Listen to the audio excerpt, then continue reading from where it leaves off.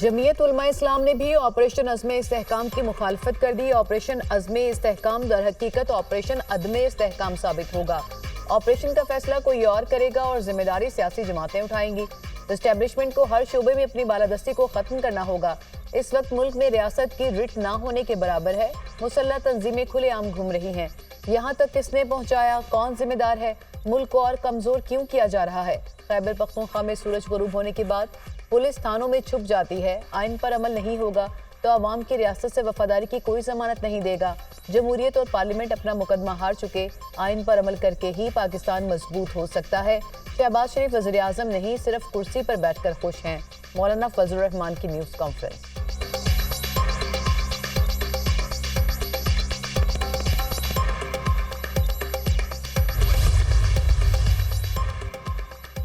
Operation अज़्म इस्तेहकाम पाकिस्तान के बारे में कोई क्लैरिटी नहीं। जब ऑपरेशन का प्लान सामने आएगा तो बात होगी। बातचीत के बगैर कुछ नहीं होगा। दहशतगर्दी का अवाम के बगैर मुकाबला नहीं कर सकते। पाकिस्तान में अमन के लिए हर हद तक जाने को तैयार हैं। एपेक्स कमेटी में कहा कि अफगानिस्तान से बातचीत के लिए किरदार अदा कर सकते हैं। वज़ीर आला KP अली अमीन गंडापुर की मीडिया से गुफ्तगू। मुज़ाकरात के लिए तैयार हैं, मगर पहली बात मैंडेट चोरी और फॉर्म 45 की होगी। साबिक कमिश्नर रावलपिंडी लियाकत चट्टा को पागल करार देकर जान नहीं छूट सकती।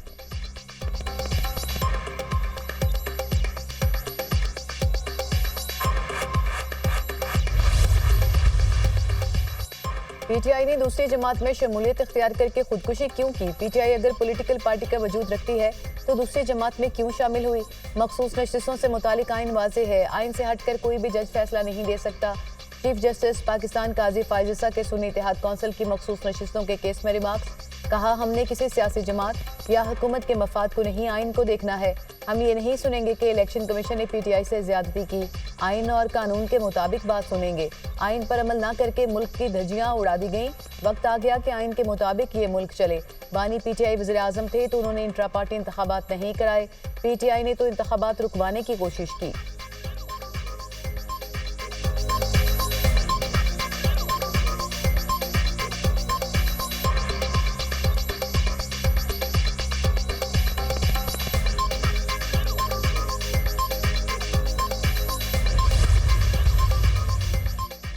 क्या वजह थी कि PTI के उम्मीदवार दूसरी जमात में गए। सियासी उम्मीदवार एक फर्द वाहिद वाली जमात में क्यों शामिल हुए।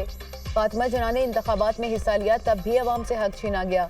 मुकम्मल सच कोई नहीं बोलता। जस्टिस अतर मिनुल्लाह के रिमार्क्स। वकील सलमान अकरम राजा ने दलाइल देते हुए कहा कि हमें बताया गया इंतखाबी निशान वापस हो गया तो मखसूस नशिस्तें नहीं मिलेंगी। PTI उम्मीदवारों ने मजबूरी में सुन्नी इत्तेहाद कौंसिल में शमूलियत इख्तियार की। चीफ जस्टिस ने रिमार्क्स किए कि मजबूरी हो तो क्या आइन और कानून को नहीं माना जाता। क्या मजबूरी में तमाम कवानीन तोड़ दिए जाते हैं। मजबूरियों पर जाएं तो मुल्क नहीं चलेगा। सुप्रीम कोर्ट के फैसले की कोई गलत तशरीह करे तो हम क्या कर सकते हैं। जस्टिस जमाल मंदुखेल ने कहा कि अगर सुन्नी इत्तेहाद और तहरीक इंसाफ एक हो जाती तो मामला हल हो जाता। आज़ाद उम्मीदवार इंतखाबात में हिस्सा लेने वाली किसी भी जमात में शामिल हो सकते हैं। ऐसी सियासी जमात जिसने इंतखाबात में हिस्सा ही नहीं लिया उसे मखसूस नशिस्तें कैसे दी जा सकती हैं। समात कल तक मुलतवी।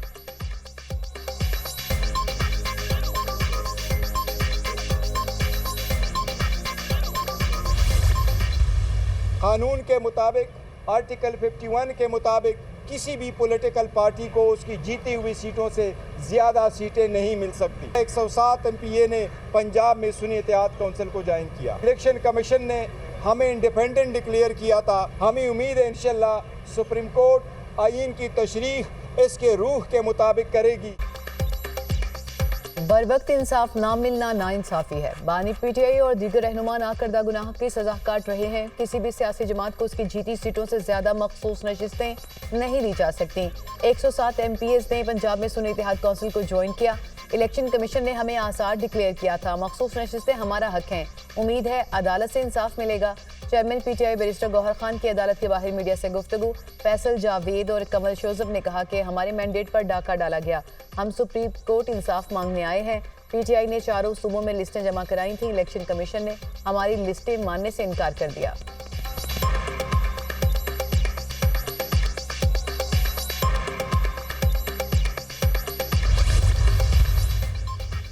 तहरीक इंसाफ के अरकान पार्लियामेंट का बानी PTI की रिहाई के लिए एहतजाज। PTI अरकान कौमी असम्बली का पार्लियामेंट से सुप्रीम कोर्ट तक पैदल मार्च। बैरिस्टर गौहर, असद कैसर और दीगर अरकान शामिल। बानी PTI को रिहा करो के नारे।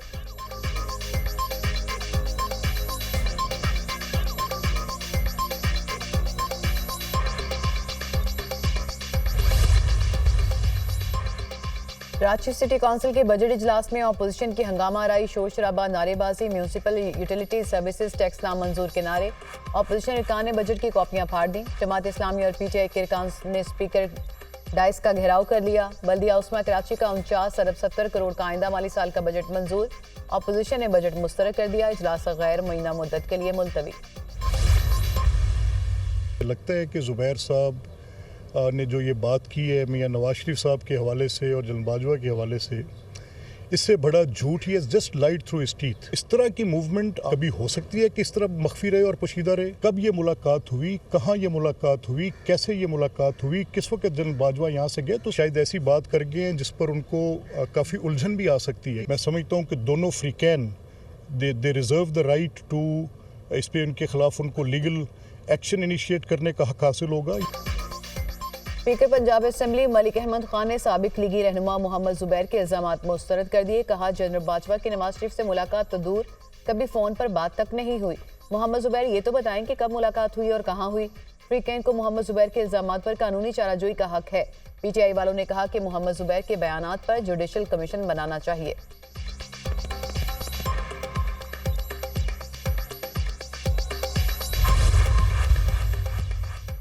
इस्लामाबाद हाई कोर्ट ने इलेक्शन कमीशन का रिटायर्ड जजेस का नोटिफिकेशन मुअत्तल कर दिया। जस्टिस तारिक महमूद जहांगीरी पर मुश्तमिल ट्राइब्यूनल बहाल। अदालत ने अली बुखारी की मुतफरिक दरख्वास्त पर भी नोटिस जारी कर दिए। इलेक्शन कमीशन बताए जज साहब कैसे जानिबदार थे, कौन सा आसमान गिरने लगा था कि कायम मुकाम सदर से रातों रात ऑर्डिनेंस जारी करवाया। पार्लियामेंट को खत्म कर देते हैं, ऑर्डिनेंस के जरिए हुकूमत चलवाते हैं। इस्लामाबाद हाई कोर्ट के नए इलेक्शन ट्राइब्यूनल के खिलाफ केस में रिमार्क्स और एडिशनल अटॉर्नी जनरल की तैयारी के लिए वक्त देने की सदा। चीफ जस्टिस आमिर फारूक ने रिमार्क्स दिए, आप इस ऑर्डिनेंस का कैसे दिफा करेंगे? आप लोगों ने ऑर्डिनेंस की फैक्ट्री लगा रखी है, एक वाफ फैक्ट्री है, दूसरी ऑर्डिनेंस फैक्ट्री है। वो असलहा बनाते हैं, आप ऑर्डिनेंस बनाते हैं। अंजुम वकील जज पर लगाए गए इल्जामात की वजाहत न कर सके। इस्लामाबाद हाई कोर्ट का अंजुम वकील को शो कॉज नोटिस जारी, 7 रोज में जवाब तलब।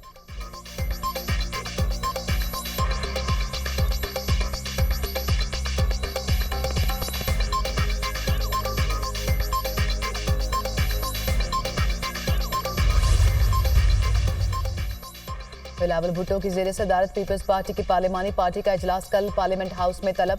पार्लियामानी पार्टी को हुकूमत से मुआहदे पर एतमाद में लिया जाएगा। पार्लियामानी पार्टी से बजट को वोट देने के मामले पर राय ली जाएगी। बिलावल भुट्टो का आज कौमी असम्बली से खिताब मौखर, कल खिताब करेंगे।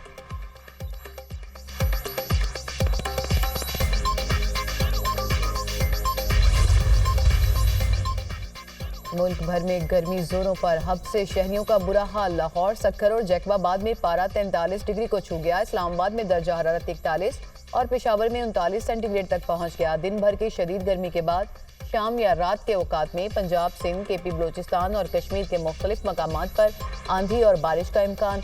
लाहौर, रावलपिंडी, सियालकोट, राजनपुर और DI खान में बारिश हो सकती है। PDM पंजाब ने मानसून बारिशों का अलर्ट जारी कर दिया। 1 जुलाई से मानसून बारिशों का सिलसिला शुरू होने की पेशगोई। रवां साल मानसून में बारिशें 35% ज्यादा होने का इम्कान।